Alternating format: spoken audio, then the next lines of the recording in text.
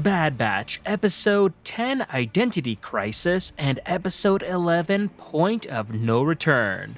We've got ourselves another two-parter this week, and while it wasn't exactly what I was expecting, at least with the first episode, it was nonetheless a welcomed surprise. Now, Episode 10 Identity Crisis for the first time puts us in the point of view of Dr. Emery Carr, as due to Nala Se's imprisonment, she's promoted by Hemlock to her vacant position and learns all about Project Necromancer. And it's through her eyes that we get a closer look on the project itself, which sees the Empire using children with a high M count as specimen for their experiments. Not only this, but over the course of the episode, we even see the process of how these kids are identified in the wild, have a bounty hunter be notified of them, and then have said bounty hunter catching them before meeting with the Empire at a neutral site for the exchange. And with none other than Cad Bane making a cameo here, being the said bounty hunter, which, yeah, I totally see him taking full advantage of the Empire's offer, as it's just essentially kidnapping kids. Which, let's be real, is obviously easier than going after hardened criminals or mob bosses. Besides, he got plenty of experience doing exactly this in the Clone Wars too. Anyway, over the course of her work, Emery slowly becomes disillusioned with the Empire and the righteousness of her work, especially after seeing one of the kids be stunned right before her eyes after he tried to escape. Which I thought was kind of odd. I mean, the commandos essentially put the kid to nap time, you know, nappy nappy. He felt no pain whatsoever, so while I get what the writers were trying to go here emotionally with Emery's reaction, at the same time, I thought the whole thing felt a bit forced. This could have been done better is what I'm saying. Meanwhile, facing the cancellation of his project's fundings from Tarkin, who we end up learning not even he has the knowledge or clearance about Project Necromancer, Hemlock then soon learns that his clone X-Trooper, CX-2, has tracked down Phee as one of Omega's contacts and sends him after her. And what I also found interesting is that it looks like Hemlock is in the process of creating a new batch of Clone X-Troopers, both with his datapad showing this as a hint and him informing CX-2 that his fellow operatives aren't ready yet. So it looks like we should be seeing more of them quite soon. Now, like I said before, I wasn't expecting the two-parter to start with an entire episode on Tantiss where Emery Carr is the main character, but I gotta say, I liked it. Sure, it was a slow and quiet episode, but hey, that's perfectly fine.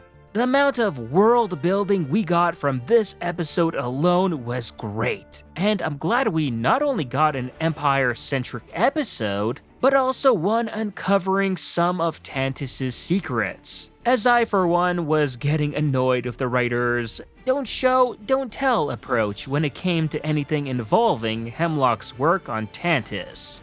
As for Episode 11, Point of No Return, it's exactly what we expected with a bit of a twist too. Using the information that CX-2 swiped from Phee's ship when she stopped at a space gas station, this led him exactly to Pabu, to where he informs Scorch that maybe, hey, this is the possible location of Omega's whereabouts. And meanwhile on Pabu, the batch began making all their final arrangements as they prepare to leave, which is cool. The problem is that they took too long to do this and now it's just too late. As not long after, CX-2 arrives on Pabu and lands in the exact same cavern that Ventress did. Which, I gotta admit, this gave me a laugh out loud moment, as this cavern is pretty much becoming the parking spot for all of Pabu's unwanted guests it seems. Once out and about in the town, CX-2 spots Omega and confirms her presence to Scorch, who begins plans for an Imperial invasion. In the meantime, CX-2 successfully neutralizes Wrecker, destroying the Marauder in the process, which, ouch.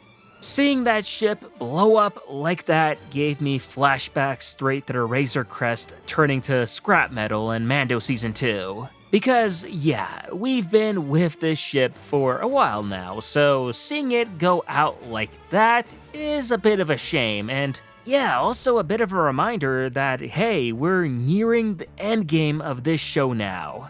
Plus, on an unrelated note, it was good to see the rescued clone cadets, Dak, Steek, and Mox again. I mean, we knew that they were on Pabu, but we haven't seen them since episode 2. So to have them pop up and help bring the unconscious Wrecker to safety was a nice touch.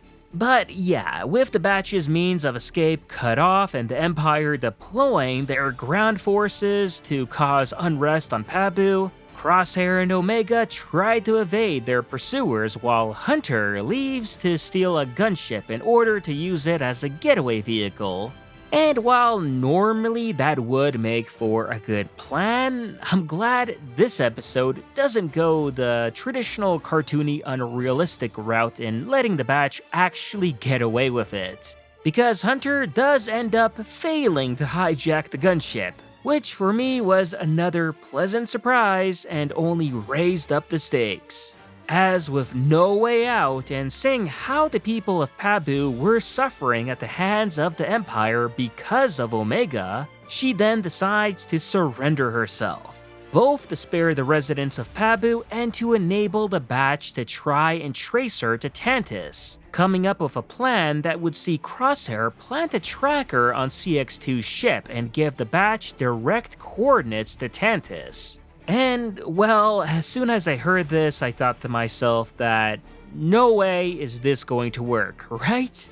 As let's remember now, Crosshair can't aim worth a clanker, and the expectation that he would make this shot would require a Disney miracle. Which, on one hand, I kinda figured they would go with that route, but as it turns out, nope. Crosshair's attempt to plant the tracker does indeed fail, seeing CX-2 successfully leave with Omega and the batch being back to where they were at the start of the season. And whoa, I can't say that I thought the show had the cojones to do this, but it did. Overall, I thought it was a real good episode, and aside from no one on the batch getting killed off, not even the likes of Batcher, it did pretty much everything I expected it to from an Imperial invasion on Pabu. I mean, it was great to see some realism foil the batch's plans, and it left us with a real cliffhanger.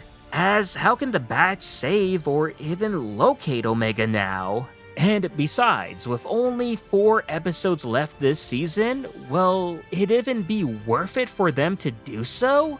Now, I assume they're slowly building up something with Emery potentially betraying Hemlock next time around. Maybe have her be Omega's way out, if anything. But even then, I have no idea how they'll pull it off, and I'm definitely excited to see what they'll come up with. But alls I'm saying is that we better see Rex and the boys in these next last 4 episodes, as I'll be very shocked and surprised to see the batch try to manage without him.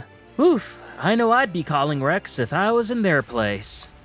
And that was my take on this episode of The Bad Batch. Let me know what you all thought about the episode in the comments below, and if you haven't already, remember to like this video, subscribe to the channel for more, and I'll see you on the next one.